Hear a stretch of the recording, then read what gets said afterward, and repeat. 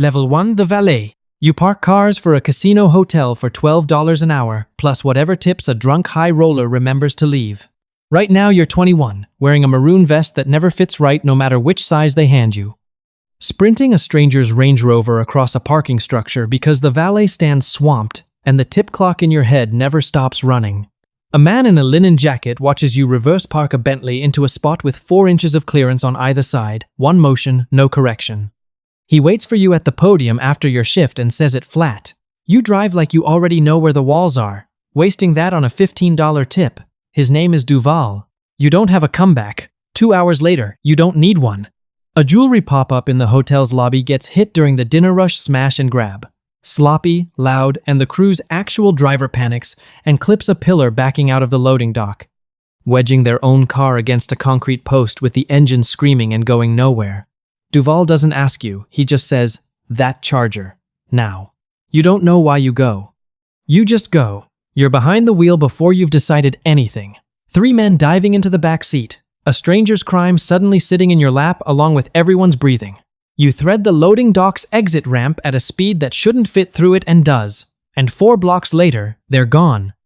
And you're sitting in your own car in a grocery store lot with your hands shaking on a wheel that isn't moving anymore. Duval finds you there an hour later, unbothered, like he already knew exactly where you'd end up. He sets a single car key on a leather fob on your dashboard. No plate number, no note. You'll need to know what it starts someday. You sit there with the key for a long time after he's gone. You don't touch it at first. You just look at it sitting on the dash like it's waiting to see if you're the kind of person who picks things like that up. You think about the version of tonight where you never went for that charger. The version where you finish your shift, hang the vest up, drive home clean, and none of this ever becomes a sentence you have to explain to anyone. That version doesn't pull at you the way you think it should. What pulls at you is the 4 blocks, the quiet after. The fact that your hands didn't shake until it was already over, which means some part of you already knew how to do this before tonight taught you. You tell yourself you're just going to hold on to the key, just in case, nothing more. And you know while you're telling yourself that it isn't true. You pick it up. That key is where it starts. Over the next 15 years, Duval turns you into the best driver a city like this has ever produced, and takes almost everything you earn while he does it. What that costs you is the part nobody tells you in a parking structure. Level 2, the wheelman. You call the number stitched into the fob's seam, sitting in the same grocery store lot with the valet vest still on, the key riding in your cup holder like it's waiting to see if you'll actually use it. Duval answers like he already knew you'd call, like the loading dock was an audition and you passed without being told you were being graded. He gives you a time, a cross street, and nothing else. First job, a rented Malibu parked outside a check cashing place wedged between a nail salon and a payday loan office. Engine running. 8 minutes on the clock, while 2 men you'll never see again empty a register. Duval sits beside you saying nothing, a cracked leather watch on one wrist. A stopwatch resting on his knee like a verdict he hasn't decided to hand down yet. You learn the trade by getting it wrong in small ways. Why you idle in gear with your foot soft on the brake instead of in park? Because a car in park takes a full second longer to start moving, and a second is a sentence at this level. Why headlights off at night draws more attention than headlights on? Because a dark car parked at a curb is the thing people remember, not the thing that looks like it belongs there. How to keep your hands loose on the wheel, even when your pulse is doing something your hands aren't allowed to show. None of it is talent. It's the kind of attention that only exists once prison stops being theoretical. On that first job, a patrol car rolls the block at minute 6. You don't gun it. You don't duck.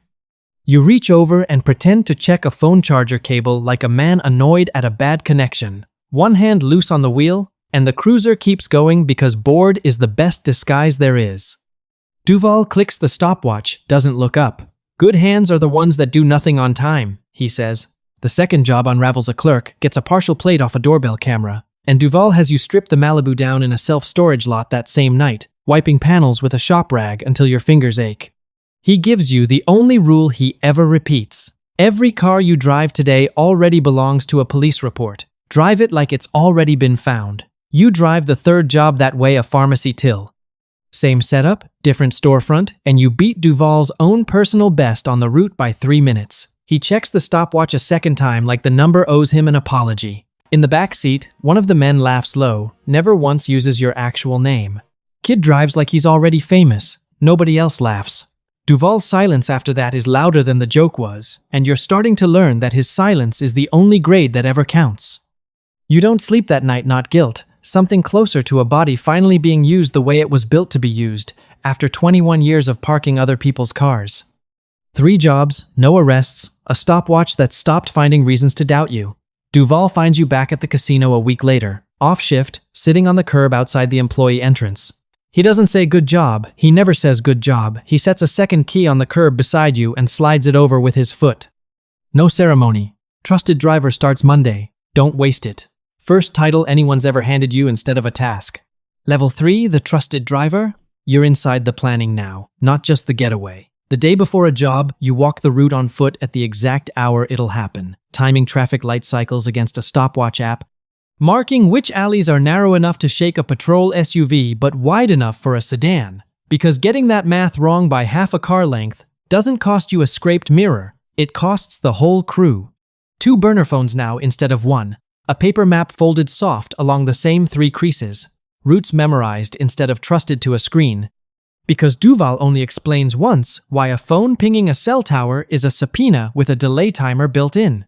You start seeing the city the way a wheelman sees it. Every grocery store lot becomes somewhere to lose a tail. Every drive-through line becomes a math problem. And you catch yourself timing how long the car ahead of you sits at a red light on your own days off, and you realize you can't turn it off anymore. The job's moved into the part of your brain that used to hold everything else. The distribution center job teaches you what trusted actually costs. The route crosses a rail spur that only gets used twice a day, and the crossing gives you a 9-second window before the arms start down. You've clocked it 3 times on foot and once in a borrowed car, and the math says there's room. The math has never once ridden in the back seat with you. You take the crossing with 3 seconds to spare, the arms clipping your rear bumper on the way down. Behind you, 2 men who've done this longer than you have are making sounds that stopped being words a full block ago. Nobody ever screamed like that valet parking a Bentley. Afterward, in a diner lot off the highway, the man who turns a finished job into clean, spendable cash pays you directly for the first time, not routed through Duval, straight into your hand. $2,400, more than 2 weeks of valet tips for 1 night, and a railroad crossing you can still feel in your spine. You sit with the engine off for a full minute just holding it. Duval finds out about the direct payment within a day, the way Duval finds out about everything. He doesn't raise his voice. The fence pays me. I pay you. That's the arrangement. And the arrangement is the only reason you're not in a cell right now. You do the math yourself that night. The math he never spells out of every dollar your driving earns. Duval takes his cut before your share ever reaches your hand, and his cut is most of it. The roll stops feeling like pay. It starts feeling like an allowance. Later, driving you back into the city, he says it plainer, almost to the windshield. You don't have a career.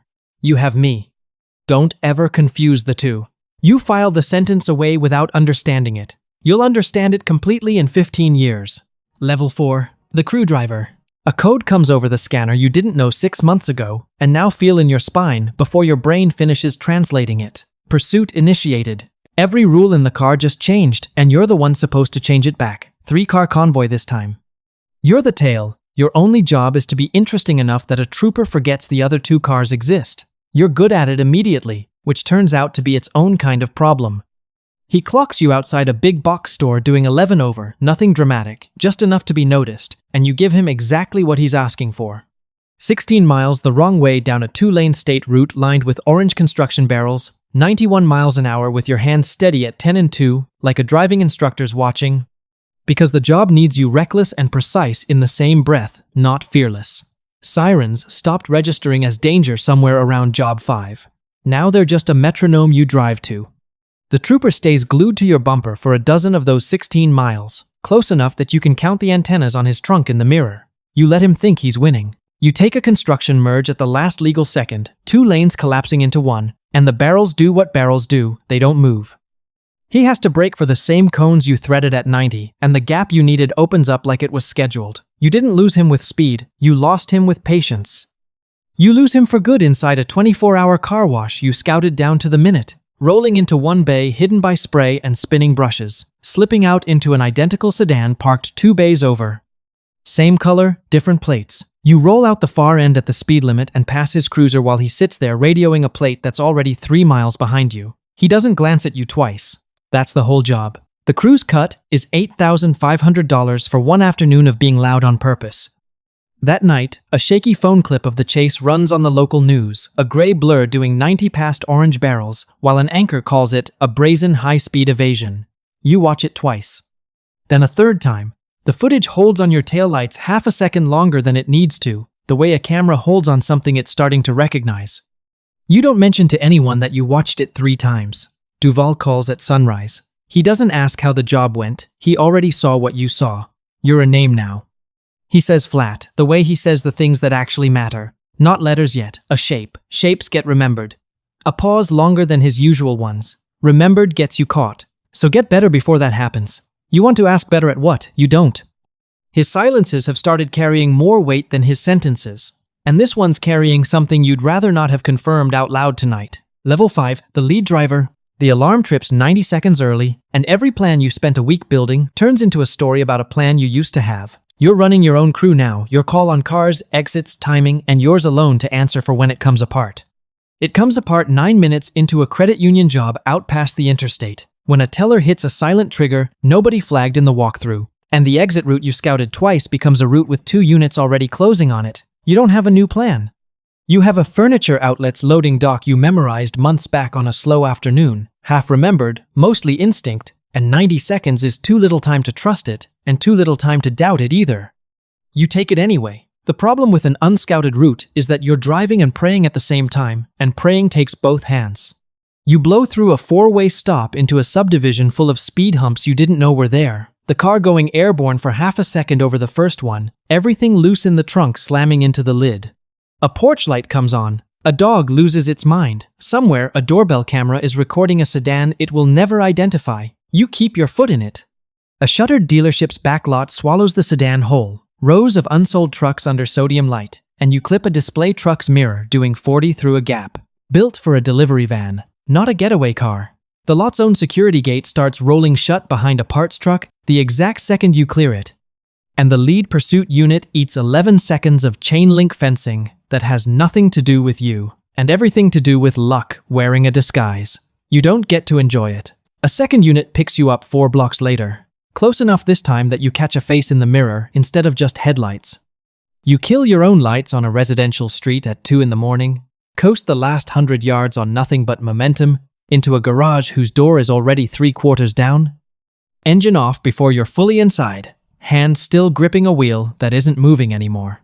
The cruiser rolls past without slowing.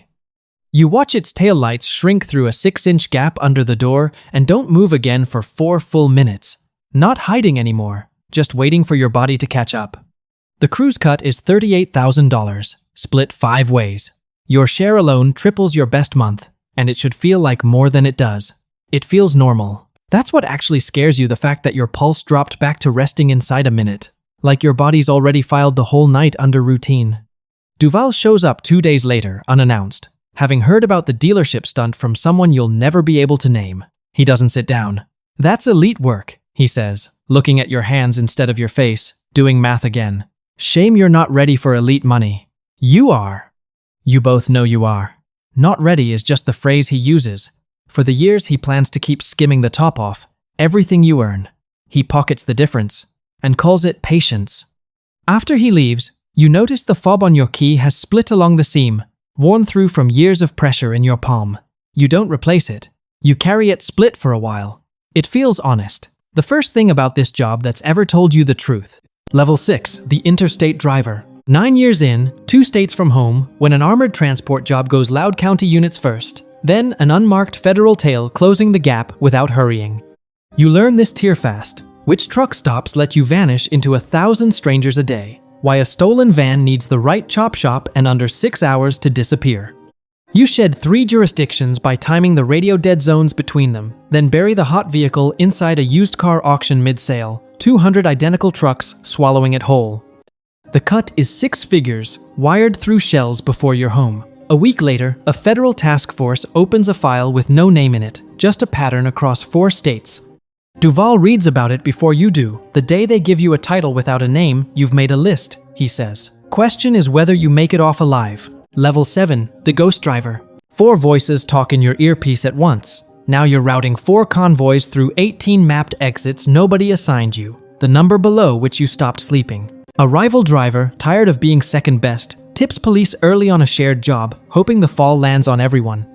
You find out too late to stop it, just in time to survive it. Rerouting 4 cars live through a county fair midway at peak crowd, threading gaps a foot wider than your mirrors, while every civilian walks away untouched. You don't learn that for 11 of the longest minutes of your life. You hand the fixer proof of the tip-off instead of retaliating yourself, and the rival is gone from every job in the region within a week. The boss thanks you in person, a rarity. Duval watches from the back of the room, older, half a step slower, and says it quiet afterward. I made you. People are starting to forget that. So are you. Level 8, the marked driver. Your license photo hits the evening news before you know an informant flipped. The file has a face now yours. You burn every safe house, car, and alias in 48 hours, dye your hair in a motel sink, and throw out the split fob because it's in the photo. Losing the cars doesn't land. Losing the fob does. The manhunt that finds you 2 days later is the largest the region's ever run helicopters. Spike strips on 3 highways, and you survive it by driving straight into a flooded underpass at speed, resurfacing 4 miles downstream in a car nobody's looking for yet. A detective finds you anyway, not through evidence, through an old habit. You buy 6 hours with a name that isn't yours, enough to learn the truth. The routes he tracked were routes only one other person alive ever knew. Duval sold you, traded your name to shave time off his own case, then calls offering an exit route out of the country. Voice gone soft for the first time in 15 years. You hang up. You keep both keys now, not as a bond, as a reason. Level 9, the legend. 18 months later, under a name that isn't yours, a message reaches you through the one dead drop channel. Duval swore he'd never use himself. He's cornered, out of favors, asking the one driver he sold to be his last hope. You go anyway, not for him. You clear him through 2 roadblocks, the best you've ever driven. And at the third, the one you'd have picked yourself, you stop the car. Headlights rise in the dark ahead. The syndicate, waiting exactly where you told them he'd be. Get out. You tell him, and set 1 key on the dash, the one he handed you in a grocery store lot 15 years ago. You'll need it someday. Shame to waste a mind like that. You disappear on foot, clean, the way he taught you, while the man who made you and sold you learns what it costs to be the one nobody comes back for. Months later, in a casino parking structure, you watch a kid in a maroon vest reverse park a Bentley into 4 inches of clearance. 1 motion, no correction. You know exactly what Duval saw that day. There's a fob in your pocket with a key that starts nothing anymore. You still haven't decided whether keeping it makes you him,